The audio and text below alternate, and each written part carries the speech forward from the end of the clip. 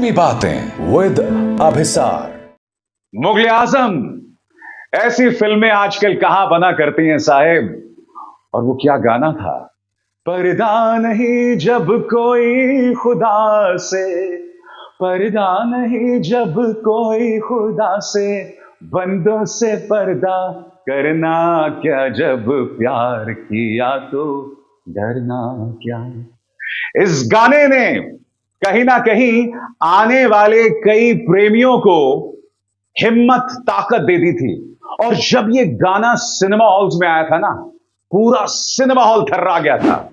जब अनारकली बादशाह अकबर को चुनौती देती हैं कि मैं शहजादे सलीम से मोहब्बत करती हूं और तुम कुछ नहीं कर सकते, पूरी दुनिया ने देखा था अनारकली यानी मधुबाला की चुनौती, मधुबाला की खूबसूरत चुनौती, बादशाह अकबर का तमतमाता हुआ लाल चेहरा और ट्रेजेडी किंग दिलीप कुमार का वो चेहरा जिस पर लाखों करोड़ों मर मिटे थे।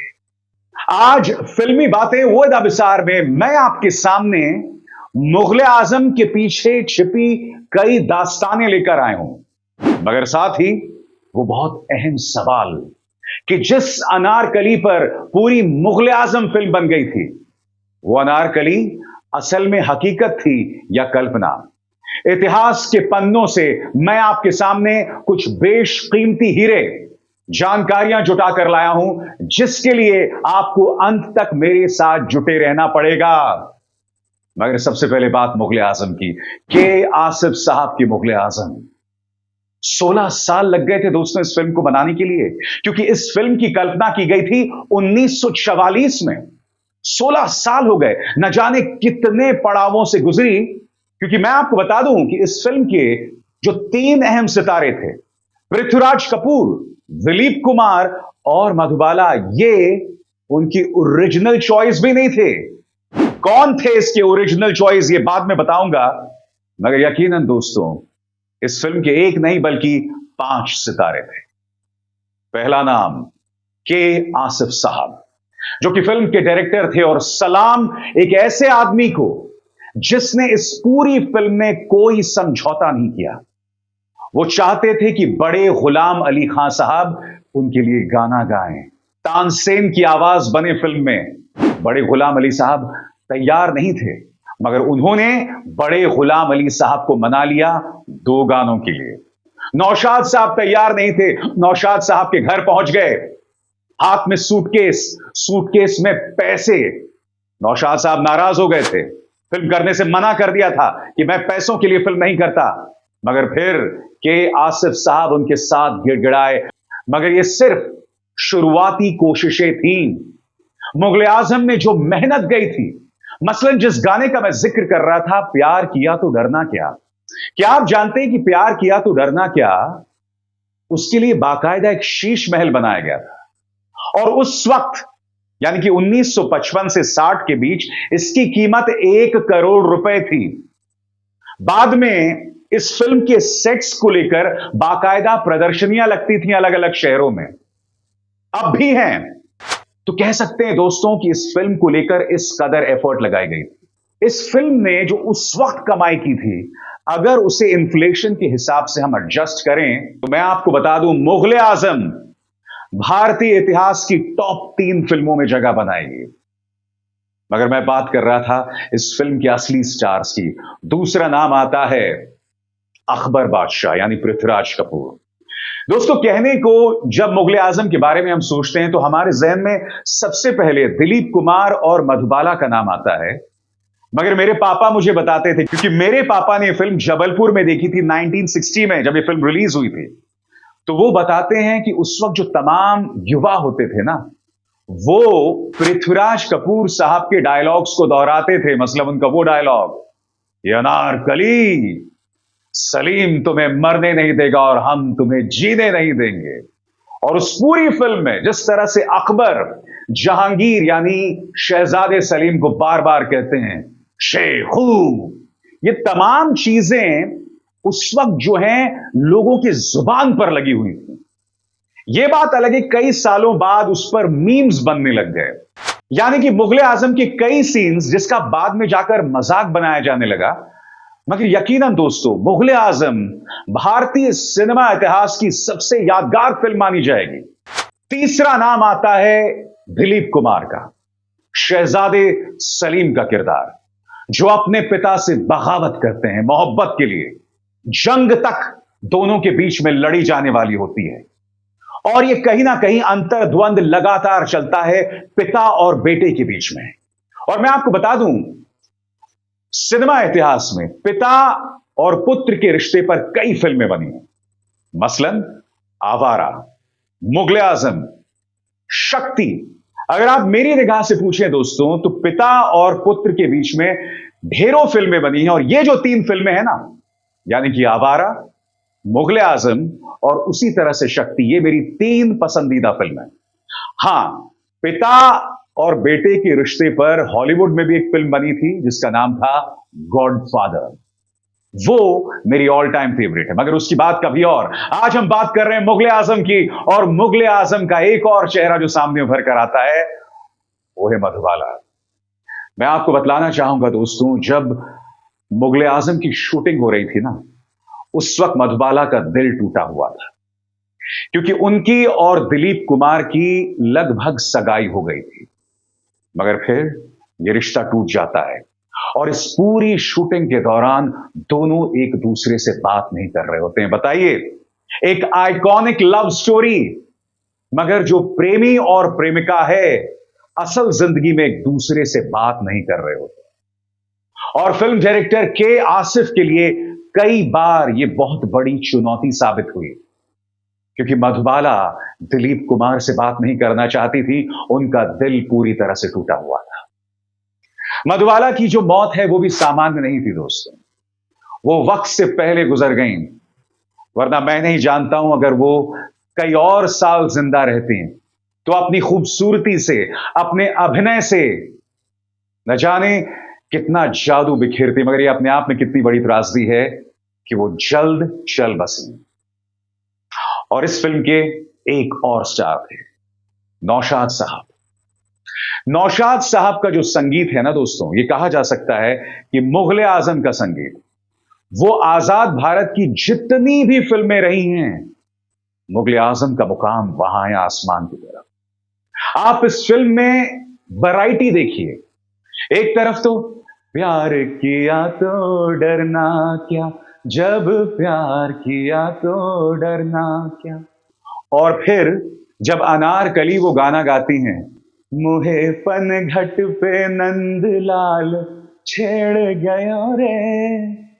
और कौन भूल सकता है, करीब 100 कोरस सिंगर्स के साथ मोहम्मद रफी साहब की आवाज में वो ऐतिहासिक गाना, ए मोहब्बत जिंदाबाद, ए मोहब्बत जिंदाबाद।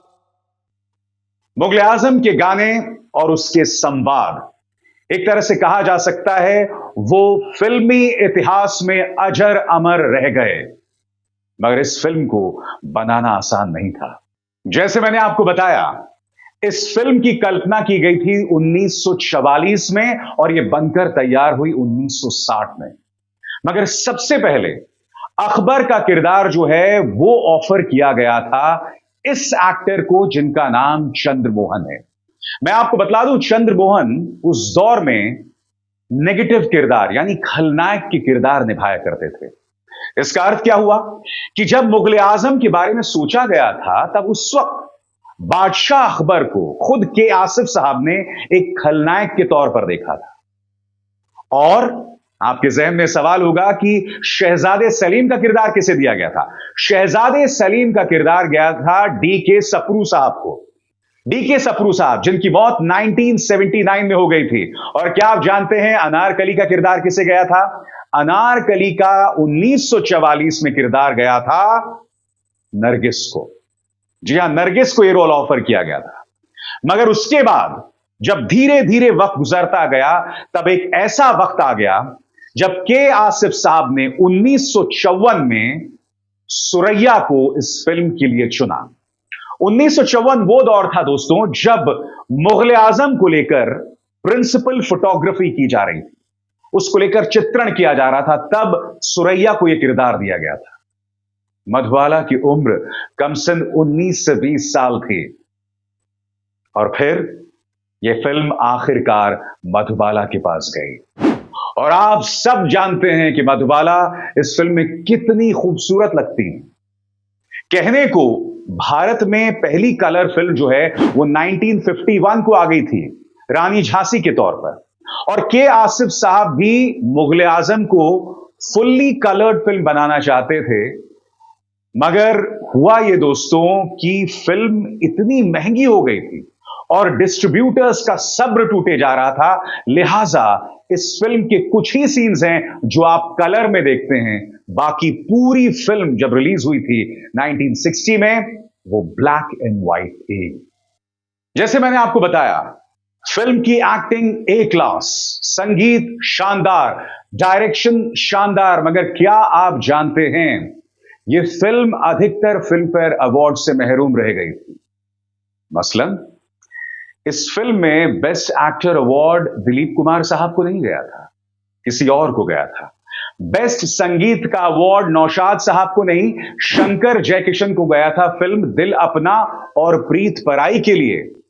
कहने को ये तमाम लोग नॉमिनेटेड थे, मगर इनमें से किसी को भी best actor, actress, best music का अवार्ड नहीं गया।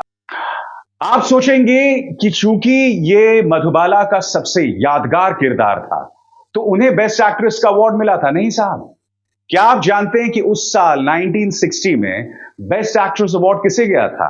बीना राय को फिल्म घूंघट के लिए, मधुबाला को नहीं मिला। तो आप देख सकते हैं हमारे सामने ऐसी कई मिसालें हैं जहां फिल्म यादगार बन जाती है मगर उसे अवार्ड्स नहीं मिलते। मगर जो अवार्ड्स मुगले आजम को लोगों से मिले थे ना, उसकी आप और हम कल्पना भी नहीं कर सकते। क्या आप जानते हैं उस फिल्म को लेकर दीवानगी इस कदर थी, जैसे मैंने आपको बताया मराठा मंदिर में यह फिल्म रिलीज होती है, दंगों जैसे हालात आ जाते हैं, कई दिनों तक लोग लाइंस में लगे रहते हैं, उनके परिवार वाले खाना पैक करा के लिए उनको लाते हैं ताकि वो फिल्म की टिकट ले सकें। मैं आपको बतलाना चाहूंगा, मेरे पापा ने यह फिल्म जबलपुर में देखी थी और वो मुझे बताते हैं कि जबलपुर में लंबी लंबी लाइनें लगती थी, लंबी लंबी लाइनें लगती थी। और कई बार जब लोग अंदर पहुंचने में लोगों को देरी हो जाती थी, तब वो लोग बवाल करते थे कि फिल्म फिर से शुरू करो। और फिल्म की शुरुआत होती थी बड़े गुलाम अली साहब की मधुर आवाज में, जो कि इस फिल्म के संगीत का एक नायाब हिस्सा था। कितने हीरे जुड़े थे ना इस फिल्म के साथ। यही नहीं, इस फिल्म के अंदर जो साड़ियां थी, गहने थे, हथियार को इस्तेमाल जो किया गया था, उस सब के लिए स्पेशलिस्ट को बुलाया गया था।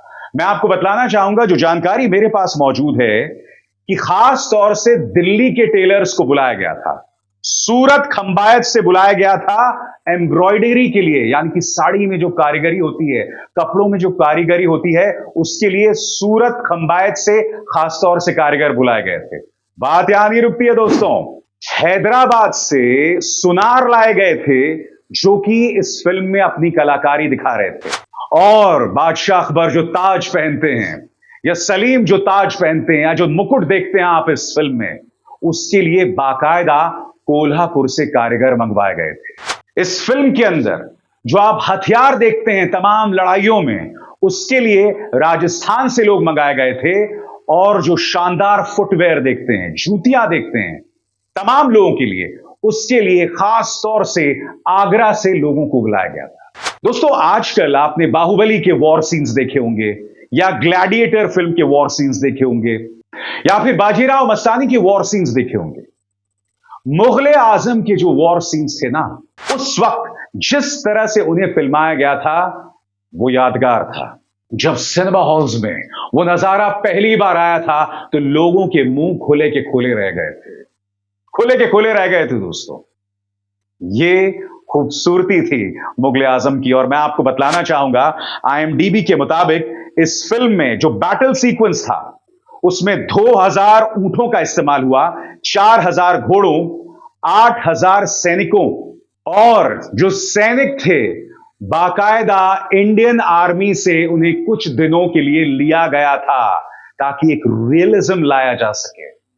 ये खूबसूरती थी मुगले आजम को लेकर। यानी कि इतनी परफेक्ट फिल्म आपको कभी नहीं दिखेगी, जो टेक्निकली बहुत जबरदस्त थी, डायरेक्शन शानदार था, संगीत ऐतिहासिक था, एक्टिंग जबरदस्त थी, डायलॉग जबरदस्त थी, मेहनत बेशुमार थी। और मैं आपको एक बात बताता हूं, 1960 में पाकिस्तान दो हिस्सों में था। एक था वेस्ट पाकिस्तान और ईस्ट पाकिस्तान।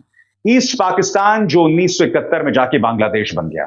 क्या आप जानते हैं कि वेस्ट और ईस्ट पाकिस्तान से बाकायदा लोग इंडिया खास तौर से आते थे मुगले आजम देखने के लिए।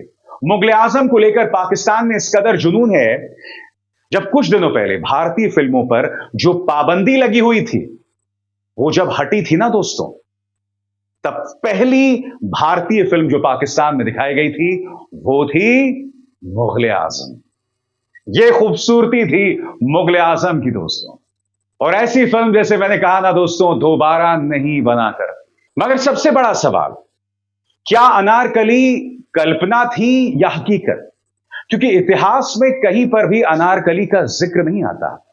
मगर अगर आप पाकिस्तान के लाहौर में जाएंगे दोस्तों, तो आपको अनार के बागानों के बीच में यह कब्र दिखाई देती है, जिसे अनारकली की कब्र कहा जाता है। इसका मतलब इतिहास में अनारकली की गूंज सुनाई देती है। और उस दौर में ब्रिटेन से जो इतिहासकार गए थे, जो व्यापारी गए थे, वो अनारकली की बात करते हैं। मगर अजीब और गरीब बात यह है कि अनारकली को लेकर अलग अलग थ्योरीज हैं, इसीलिए इतिहास में उनके किरदार को लेकर बहुत असमंजस है। मसलन विलियम फिंच इंडिया गए थे 1608 से 1611 के बीच। उनका यह कहना है कि बादशाह अकबर की एक पत्नी का नाम था अनारकली, और जो अनारकली थी वो दनियाल की मां थी। अब बादशाह अकबर को यह शक हो गया कि शहजादे सलीम और उनकी सौतेली मां अनारकली के बीच में अफेयर चल रहा है। बादशाह अकबर इस कदर नाराज हुए कि उन्होंने अपनी बीवी, जो कि उनके बेटे दनियाल की मां थी, उन्हें चुनवा दिया। क्योंकि इस फिल्म के क्लाइमैक्स में आप देखते हैं कि बादशाह अकबर जो हैं वो अनारकली को चुनवा देते हैं, और अनारकली को चुनवाया गया इस बात का जिक्र हर जगह दिखाई देता है। विलियम फिंच की यह थ्योरी है कि कहीं ना कहीं अनारकली बादशाह सलीम की या शहजादे सलीम की सौतेली मां थी। अब दूसरी थ्योरी है एडवर्ड टेरी की।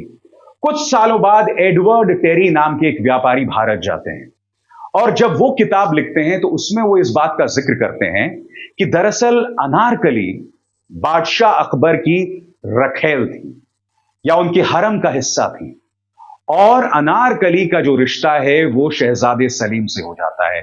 नतीजा, अकबर और सलीम के बीच तनाव होता है। अकबर अनारकली से नाराज हो जाते हैं और उन्हें चुनवा देते हैं। दरअसल कई जगहों पर यह बात सामने उभर कर आती है कि अनारकली से मोहब्बत सिर्फ सलीम नहीं किया करते थे, बादशाह अकबर भी किया करते थे। मिसाल के तौर पर Z5 पर ताज नाम की एक वेब सीरीज आ रही है, जिसमें अकबर का किरदार नसीर उद्दीन शाह निभा रहे हैं और अनारकली का किरदार अदिति राव हैदरी निभा रही हैं। इस वेब सीरीज को अगर आप देखें तो उससे पता चलता है कि अकबर जो हैं वो अनारकली के प्रति अट्रैक्टेड थे, और कहीं ना कहीं अनारकली उनके हरम का हिस्सा थी। अकबर को यह बात बिल्कुल भी पसंद नहीं आई कि किस तरह से अनारकली जो हैं वो अट्रैक्ट हो गई शहजादे सलीम से। मैं जानता हूं आपके जहन में सवाल होगा कि और भी हिस्टोरियंस ने दरअसल अनारकली, अकबर और सलीम के बारे में क्या लिखा है। इसके बाद बारी आती है दो हिस्टोरियंस की। एक जिन्होंने किताब लिखी थी जिसका नाम था तहकीकात-ए-चिश्तिया। 1860 में उन्होंने एक किताब लिखी थी, और उसमें उन्होंने कहा था कि दरअसल अनारकली अकबर की रखेल हुआ करती थी, और उनके दो नाम बताए जाते हैं, नादिरा बेगम और शरफुन्निसा। दिलचस्प कहानी यह है कि 1860 में जब नूर अहमद चिश्ती ने यह कहानी लिखी थी, तब उसमें उन्होंने कहीं पर भी अनारकली और शहजादे सलीम के प्रेम कहानी का जिक्र नहीं किया। वो एक बहुत ही दिलचस्प और अलग कहानी बताते हैं। दरअसल अनारकली अकबर की सबसे पसंदीदा थी, और उनसे बाकी जो हरम में औरतें थी वो ईर्ष्या करती थी। एक दिन हुआ क्या कि अनारकली की तबीयत खराब हो गई। ये वो दौर था जब अकबर दक्कन चले गए थे युद्ध के लिए, मगर जब तक अकबर वापस आए अनारकली की मौत हो गई। वो जो दो औरतें थी जो उनसे ईर्ष्या करती थी अनारकली से, वो इस कदर डर गई थी कि उन्होंने आत्महत्या कर ली। उसी तरह से 1892 में मैं आपको बतलाना चाहूंगा, सैयद अब्दुल लतीफ ने अपनी किताब तारीख-ए-लाहौर में लिखा था कि अनारकली अकबर की रखेल थी और अनारकली का इश्क हो जाता है शहजादे सलीम के साथ। यह बात बर्दाश्त नहीं होती अकबर को और अकबर अनारकली को चुनवा देते हैं। मगर कई हिस्टोरियंस कहते हैं कि जिस अनारकली कब्र का नाम लिया जाता है और जिसके बारे में कहा जाता है कि लाहौर में यह जो जगह है वो अनारकली की कब्र है, दरअसल ये सलीम की एक बीवी की कब्र थी और यह कब्र जो है वो अनार के बाग के बीच में थी और इसीलिए इस कब्र का नाम पड़ गया अनारकली की कब्र। और मैं आपको बतलाना चाहूंगा, आप लाहौर जाइए, आपको वहां पर छोटा अनारकली बाजार, बड़ा अनारकली बाजार, यानी कि इतने सालों बाद भी भारत और पाकिस्तान में अनारकली की गूंज अब तक सुनाई देती है। इसीलिए मुगल आजम जो है वो इतनी खूबसूरत कहानी थी, इतनी खूबसूरत फिल्म थी और इसको लेकर ढेरों रहस्य जो आज भी फिजाओं में तैर रहे हैं। तो मुझे बतलाइएगा आपको मेरा ये शो कैसा लगा। अभिसार शर्मा को दीजिए इजाजत। नमस्कार।